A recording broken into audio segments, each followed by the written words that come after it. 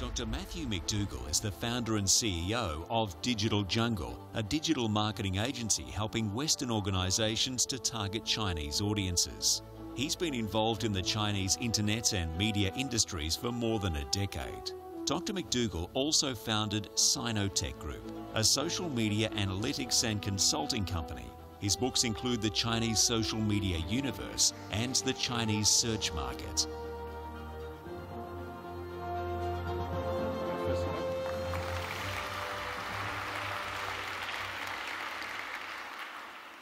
Well, good morning. I'm all the way from Beijing. It's great to be here in Brisbane, breathe the air and enjoy some nice food. I'm not Chinese. I'm an Australian chap that's been up there for about 11 years and doing some pretty interesting stuff. And this morning I'm going to be talking to you about big data, or certainly the mathematics behind big data. And now I know you're going, oh my God, what session am I in? But this is really about the most interesting, innovative area of marketing in the last decade. And it's the use of big data in the area of marketing. So I'm going to talk to you about that this morning. And because I'm in China, and that's a pretty interesting inbound market for this region, I'm going to try and give it some context. So let's get into it. And we'll look at what is big data. So big data is a lot of things for a lot of people. But really for me, I'm interested in language. I'm interested particularly in the Chinese language, because that's the market I play in. And so fundamentally what we do is mine language on the internet. And when we mine language, we use a process called natural language processing. And we look at the machine's ability to cut that language up, automatically create taxonomies, build really unique interfaces by graphing, and actually creating this unsupervised learning, the ability for AI, for artificial intelligence to take meaning from all this unstructured data. And you guys are thinking, God, this guy's a marketer? But marketing's changing. And the reason marketing's changing is because we couldn't answer the right questions in the past. For example, the traditional ways of segmenting an audience was done through demographics. So as a marketer, we would say, I think my audience is 35 to 40. I think my audience is in this geography. I think my audience is this socioeconomic group. And it's pretty much not so much guessing, but we were taking approximations of audience. And as a marketer, I wanted to do social marketing better. I wanted to be more effective. I wanted to make decisions about how I could create content and really reach that target audience. So that's why we started looking at data mining as a way of understanding the audiences better. And in China, this is no simple feat. This is not a new technology. This is not a technology that I've invented. This is a technology that's continually evolving, and it's one I'm proud to say that we're on the forefront of doing. So I'll talk about two things, really. I'm going to talk about NLP. NLP, the natural language processing, and the ability to graph that insight. And this is really not so much for mathematics and for mathematicians to get excited about, but this is for the benefit of the marketer, for the company who's spending lots of money trying to reach that ideal audience. And the big idea really is that an article contains phrases, and those phrases contain sentences, and in fact those sentences contain words. So the whole idea, if we can create an algorithm, a process by which I can interrogate that content on the page, I can start to make really meaningful insight. And for users that, I'm not sure, who uses Twitter or Facebook? Yeah? Pretty much everybody now. And you're probably horrified to know that marketers around the world are interrogating what you're writing. We're looking at the details of the context in which you participate in conversation. And we do the same thing in China, except we don't use Facebook, we don't use Twitter, we use things like Weibo and Renren and all of these crazy platforms you've never heard of or just becoming familiar with. But we get the same outcome. We start looking at what does the language mean. And we can create some really attractive art. And what this is a representation of groups of conversations around certain keywords. And what happens, we can create these really interesting clusters of conversation. I can start to say, well, okay, that's interesting. So if I'm looking for Hawaii tourism, because I don't want to necessarily use Brisbane here, I can look at, well, what do people think about Hawaii tourism? What are the relationships with other things? Are they interested in shopping? Are they interested in golfing? So I can start to get associations of language about people interested in a particular topic. And then I can cluster it. And I can start showing interrelationships between these keyword sets. It's pretty cool, right? But it basically comes down to mapping language, and we call it a taxonomy. And we look at nouns and verbs and we break it up. But can you imagine how tough this was in Chinese, where you don't have natural spaces, natural words? So we had to segment language and then break it up. And then you had this idea about, well, if you're looking for apple, what's the context? Is it the fruit? Is it the manufacturer of computers? So you've got to look at secondary context to try and get some accuracy within the NLP. All very technical challenges that anybody in this field faces.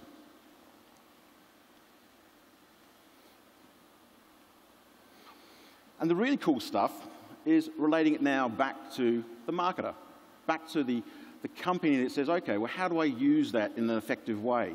If I know that people interested, and I use the analogy Hawaii tourism because we work with those guys pretty actively, what we can do, we can look at the language that people use, and we can look at it in sentiment. So we can say, okay, well, in the context of that destination, are people thinking about these keywords in a positive way or these keywords in a negative way? Because the implications are enormous. Because now my communication packages are now ideally targeted to language being used about that destination right now. Because many of you guys in marketing will be doing these really traditional surveys. You'll go to the market, you'll get a sample size of 300 or so people, you'll use a clipboard and you'll ask questions, and now you've got a small sample size, a small data set that's time sensitive. This stuff, we mine 1 million conversations over 2 weeks, and I get accurate trends now. So as a marketer, I can then align my budget, my spend, with what I'm actually trying to do. I'm trying to move the dial. I'm trying to make people's perceptions change about that destination. And then when I can map this visually for marketers and say, well, if you're looking at the context of Hawaii, shopping in this example is fantastic. So Chinese who go to Hawaii think shopping. However, when they think food, not so good. So as a marketer, then you can write copy, you can write a communication strategy that can address those areas. So it creates an alignment between what the data is telling you and what your consumers, your travelers, are wanting to do. Super cool stuff. And this is just the tip of the iceberg. This is stuff that we've had for quite some time now. So now what we start to do is, well, wouldn't it be really interesting not just to know the general topics about what people think about, wouldn't it be really interesting to drill down on the communities, that digital tribe that is talking about that destination, or that hotel, or that tour operator? So what we can do is we can use colour to start representing the strength of relationships. We can look at algorithms that will automatically determine someone's ability to move perception of others. And we talk about that in marketing as KOLs or influencers. And there's a whole lot of outreach programs now. We think about going to a celebrity, trying to get them to endorse my location, let them move their community. But is that the right way? I would argue that thinking is old, it's almost outdated. Because wouldn't it be much better to look at your community right now and understand who has a disproportionate sense and ability to change people's perception around them in their community? Wouldn't that be much better? And the interesting thing, that the superstar celebrities that you pay lots of money for endorsements, it was almost like a paid media engagement. You buy them to endorse you. Where more sophisticated outreach programs that can identify key influencers within their own networks are often unknown. We call them hidden brokers. And when you outreach those people, and many of them are sort of saying, wow, you recognize me as a lover of that destination or as a passionate consumer of your products, they're often willing to do more promotion on your behalf. A free stay in your hotel will be rewarded endlessly with their commitment and passion ongoing. So what we can do in the technology space is drill down on the community and identify people who have disproportionate love or hate, for that matter, of your property or your destination or your tour. Okay, so this is some of the really, really interesting stuff that's fairly new. And what we like to do then is we can geographically map that over a globe. So now I can say, okay, well, here's my visual representation of the community. Now then I can overlay that over a map and I can start to see clusters forming in certain locations. So in this example, I can say, well, look, in China, for example, around this specific destination, I can see that Tier 1 cities, basically Guangzhou, Shanghai, Beijing, have a lot of activity. And then I can drill down further. And for one of our clients, we even use Google Street Maps. So we can actually identify houses and locations about key participants within that community. Everyone's going, oh my God. It's staggeringly interesting when we can use that as a marketer to make better decisions about strategy and how we use our marketing dollars. Because in the old days, and I just talked about it 5 minutes ago, that 35 to 40-year-old white male of the socioeconomic class, that sounds pretty boring and old now when you can consider that to technology that can tell you right now what people are thinking, what the perception is, what the aligned and related things are. Way, that's the future for digital marketing, or certainly all marketers. And then what we can do is we can then create sentiment maps that says, okay, well, we knew there's lots of activity, but is that activity good or bad? Should I have a different program trying to attract Chinese inbound tourists to Brisbane in a different way? So, for example, the sentiment patterns in Guangzhou are very different to the sentiment patterns in Beijing or Shanghai. So, therefore, my communication strategies must be different. And how many of you treat China as a single market? How many of you have a single message you want to take to that market and say, come to Brisbane? Well, that's wrong, isn't it? Because China's not a single market. In fact, Brisbane's not a single market. How many fractured little groups would you have in this city? And then when you consider that Beijing has 23 million people, it makes sense that just doesn't make sense. And then when you start to think, well, really, China has 56 different ethnic minorities, 32 provinces. And then you start to say, well, that's a pretty sophisticated market that we're trying to attract, and we've been using one or two key messages. It sounds a bit silly. But that was the best we had, until technologies like this allow us now to become smarter, to use our marketing spend in different ways. So sentiment helps us, tone helps us, authorship helps us, as you heard before.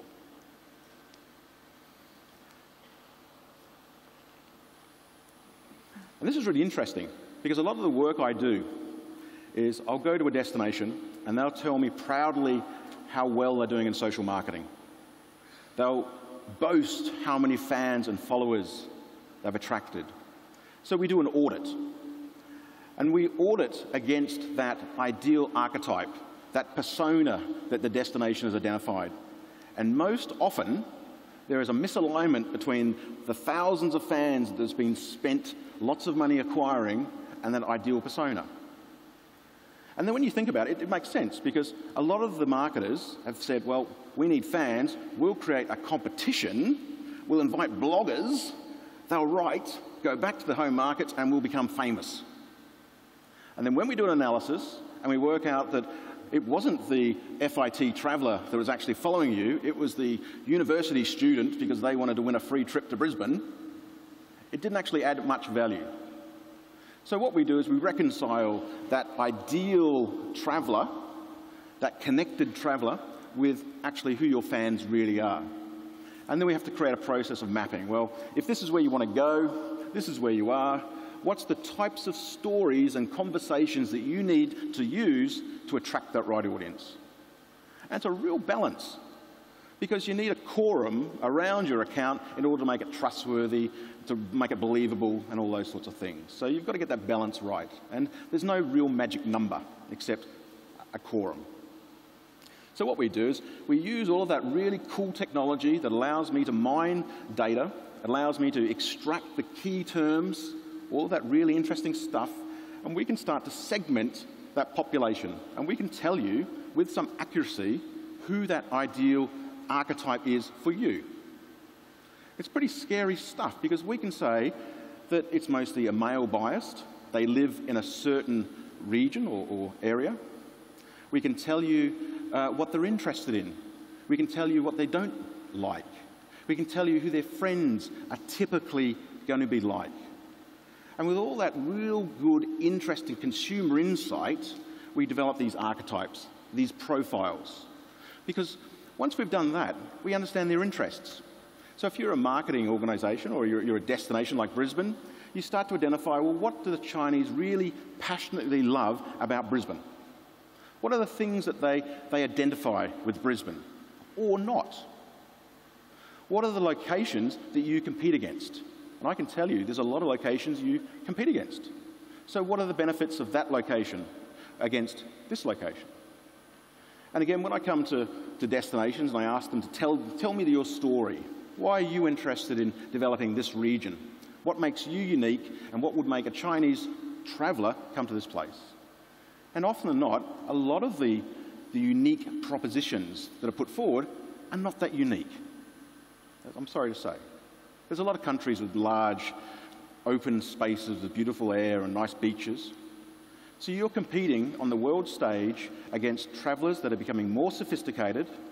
The Chinese traveller has the largest discretionary spend of anybody in the travelling world, and every country on the planet wants them. So you're not competing with Sydney and Melbourne, you're competing with the world. So you've got to become much better at what you're doing. And that doesn't go just for a destination, it goes for hotel properties, it goes for tour operators. You are now in a very sophisticated area of marketing that needs sophisticated tools. And so these types of things, these personas, are what you need to do in order to capture that. So I'd like to wrap up now. There'll be a Q&A session, but go away with one thought. Go away with the thought that what you've done in the past as a marketer has to change. In order for you to be effective, you've now got to become much more sophisticated. You cannot do it by guessing. You can only do it by technology and using people that understand the data. So my parting thought for you is big data is important in marketing, but big data is only important if you understand what the big data is and what it represents and how to interpret it. Thank you very much.